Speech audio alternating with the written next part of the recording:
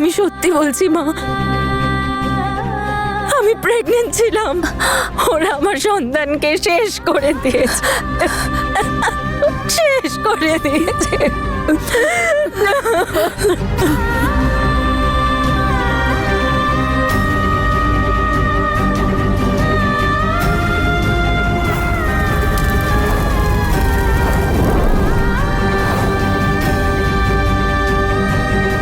তনু, তনু মা, তনু, তনু, তনু, তনু, তনু, মা, আমি ডক্টরকে ডাকছি। কি কেউ ডাকো। তনু, তনু, তনু, তনু মা।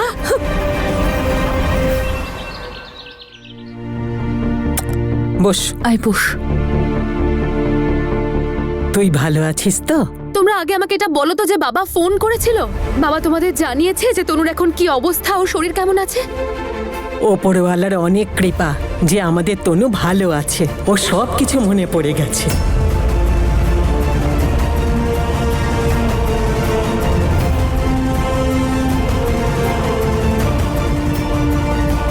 শুধু একটা ব্যাপার অবাক লাগছে, জানি না তনু কি করে ওইখানে পৌঁছে গেল যেখানে ওর সাথে আগে একটা দুর্ঘটনা ঘটেছিল। আর একই ঘটনা, সেই গুদামে আবার আগুন লাগলো। যা দেখে তনু সামলাতে পারল না, আঘাত পেল আর অজ্ঞান হয়ে গেল। আর যখন জ্ঞান ফিরেছে না, ও একেবারে আগের মতো সব মনে পড়ে গেছে।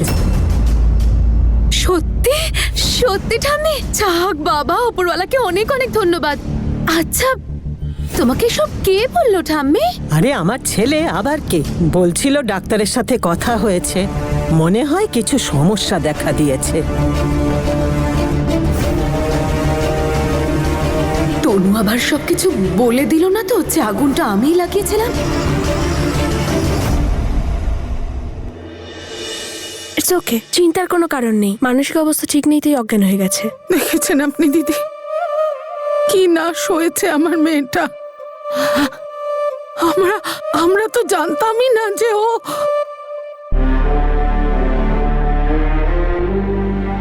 ওই দুর্ঘটনার সময় মেয়েটা প্রেগনেন্ট ছিল। কি কষ্টই না সহ্য করেছে, আমি তো ভাবতেই পারছি না। যখন জ্ঞান ফিরেছে, সবার আগে নিজের বাচ্চার কথা জিজ্ঞেস করেছে। হয়তো এই কষ্ট সহ্য করতে পারেনি মেয়েটা, সেই জন্য ওর এই অবস্থা। কি করে সহ্য করবে একজন মা তার প্রথম সন্তানকে শেষ হয়ে যেতে দেখে? আমার থেকে বেশি দুর্ভাগ্য আর কার আছে বলুন এই পৃথিবীতে? আমাদের তনু আর বীরের প্রথম সন্তান, আমাদের পরিবারের বংশধর। কিন্তু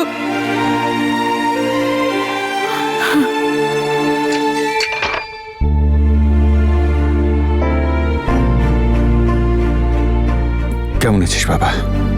আমি ঠিক আছি, কিন্তু তুমি এত তাড়াতাড়ি আমাকে কিভাবে ছাড়ালে? তুই কিছু করলে তবে তো আটকে রাখবে। এই কেসের আগে ইনভেস্টিগেশন হয়েছে, তখনও তোর বিরুদ্ধে কিচ্ছু পাইনি। আর তারপর অঙ্গদ সবটা স্বীকার করে নিয়েছিল। না হলে তোকে ছাড়ানো খুব কঠিন হতো বাবা। তনুর এটা করা উচিত হয়নি। না বাবা, তনুর কোনো দোষ নেই। ও সেটাই দেখেছে, সেটাই বুঝেছে, যেটা ওকে দেখানো হয়েছে, বোঝানো হয়েছে। অঙ্গ তোর ব্রেন ওয়াশ করে দিয়েছিল। আর তারপরে এই ট্র্যাজিক অ্যাক্সিডেন্টটা হওয়ার পর ও আর নতুন করে কিছু ভেবে ওঠার সময় পাইনি। কিন্তু এবার সব ঠিক হয়ে যাবে। আমি তনুকে বোঝাবো যে আমি ওকে ভালোবাসি। আমি ওর সাথে কোনো অন্যায় হতে দেবো না, না অন্যায় করব। আমি জানি বাবা, তোদের দুজনের সম্পর্ক খুব গভীর, আর ভুল বোঝাবুঝির চড়াই উতরাইয়ে এ সম্পর্ক ভাঙবে না। বাবা শিগগিরই চলো, আমি ওর সাথে দেখা করব, কথা বলবো, বোঝাবো সবকে যে আমি ওর সাথে কোনো অন্যায় করিনি, আমি তোকে ভালোবাসি। এসো, চলো, এসো। একদিক দিয়ে ভালোই হলো। এর জন্য তুই নিজেকেই দোষ দিচ্ছিলি, তোর শরীরের জন্য সেটা ভালো ছিল না। চল মা, গিয়ে রেস্ট নিবি। হয়তো তুমি এখনো পুরো কথাটা শোনোনি জেঠিমা। তনু এখনো পুরোপুরি সুস্থ হয়নি। বেচারি কে জানে মেয়েটা এখন কি কি প্রবলেমের মধ্যে দিয়ে যাচ্ছে।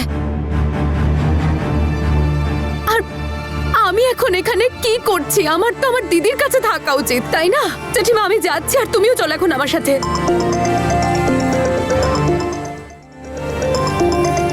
নে মা, তোর বাবা ফোন করেছে, ধর, নিজেই কথা বলে নে।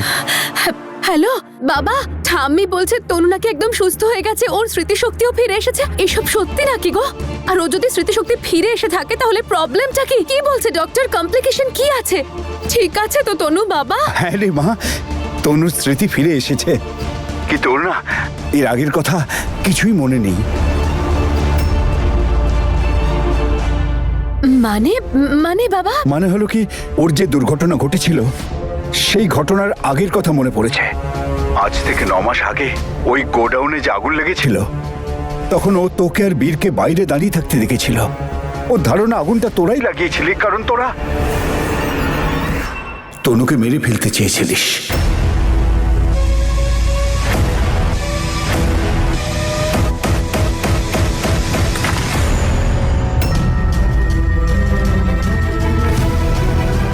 হ্যালো হ্যালো, জাসমিন, জাসমিন, কোনো কথা শোনা যাচ্ছে না।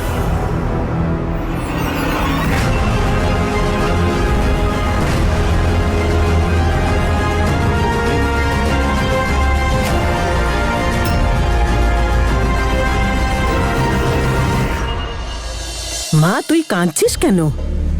কি হয়েছে জেসমিন? কেন কাঁদছিস মা? আর আমি কি করব জেঠিমা? তো তোমরা শুনতে পেলে না বাবা কি বলছে? তনুর মনে হয় যে আমি ওকে মারার চেষ্টা করেছি, তাও আবার আগুনে পুড়িয়ে। জেঠু, কোন বোন তার নিজের দিদির সাথে এরকম করবে বলো তো? ও আমাকে সব সময় ভুল বোঝে। জেঠু, আমি কি করব? না মা, মা ওভাবে ভাবিস না, সব ঠিক হয়ে যাবে। হয়তো ও এমনি বলে ফেলেছে এটা। তুই মা ওর কথাটা এভাবে গায়ে মাখিস নি। জেঠু, জেঠিমা, তোমরা যাও মা বাবার কাছে। কে জানে ওরা দুজন কিভাবে একা সামলাবে ধনুকে, জানি না।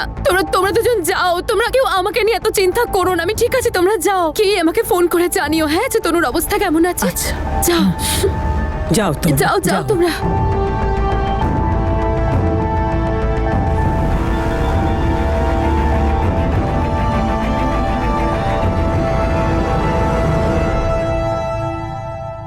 তনুর প্রেগনেন্সির ব্যাপারে তুমি জানতে?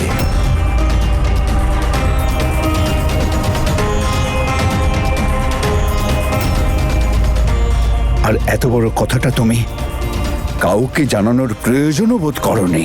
আর দুর্ভাগ্যবশত ওই আগুন থেকে আমি তো বেঁচে গিয়েছিলাম, কিন্তু আমার সন্তানকে বাঁচাতে পারিনি।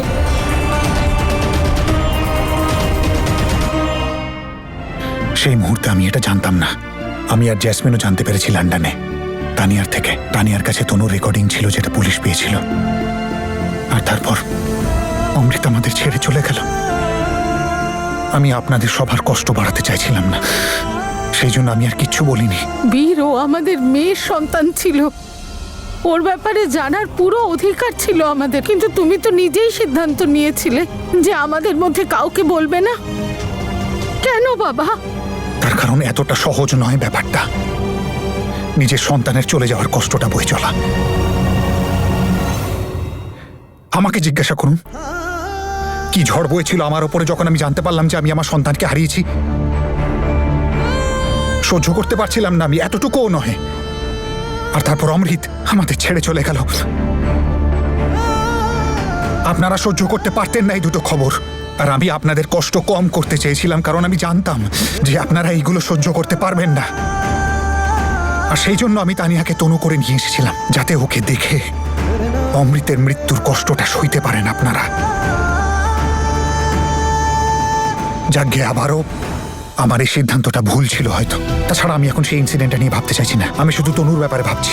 আমার ওকে সত্যিটা বলতেই হবে, তার কারণ ও যদি সত্যিটা না জানে ও আমাকে ঘৃণা করতে থাকবে, আর ওর ঘৃণাকে সাথে নিয়ে আমি বাঁচতে পারবো না। সেই জন্য আমার ওর সাথে কথা। বীর, কি আর কথা বলবে তুমি? তার যখন কিছুই মনে নেই, কি আর বলবে তুমি তাকে?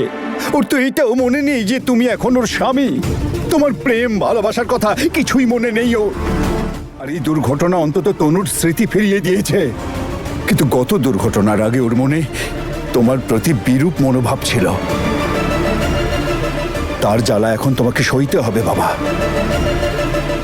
ওর মনের মধ্যে এইটুকু গেঁথে আছে যে তুমি আর জ্যাসমিন দুজনে মিলে ওকে মারতে চেয়েছিলে।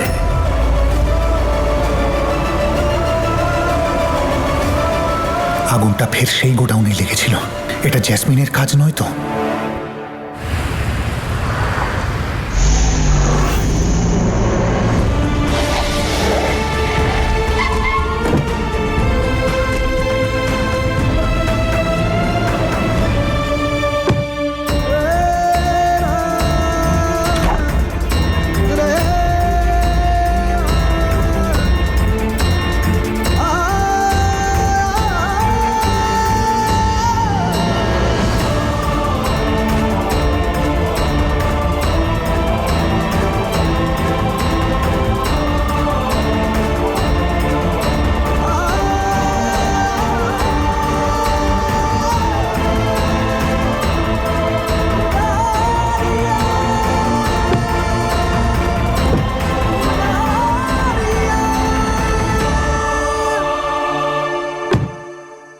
ওনাকে ঘুমের ইনজেকশন দেওয়া হয়েছে, উনি এখন ঠিক আছে। আপনারা চাইলে বাড়িও নিয়ে যেতে পারেন।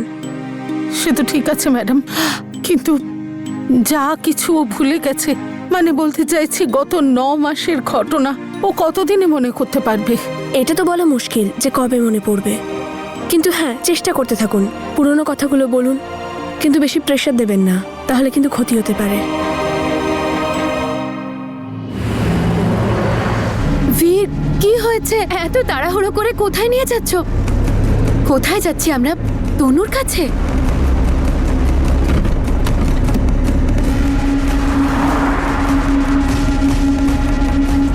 বীর সাবধানে, কি করছো তুমি? বীর এত জোরে গাড়ি চালাচ্ছ কেন? আস্তে করো একটু। বীর দেখো, এবার কিন্তু আমার ভয় করছে। তুমি প্লিজ গাড়িটা আস্তে চালাও। কি হয়েছে আমাকে বলো না, কিছু বলছো না কেন?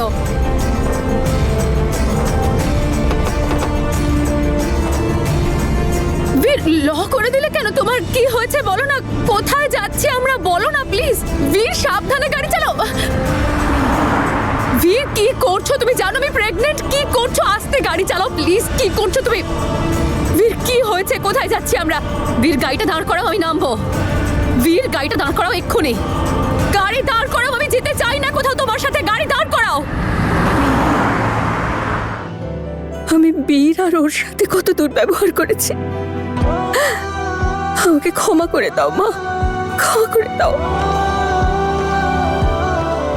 উপরওয়ালা আমার মেয়েকে আবার সুস্থ করে দিয়েছেন, কিন্তু এখন বীর আর তনুর সম্পর্কটা জোড়াটাই লক্ষ্য।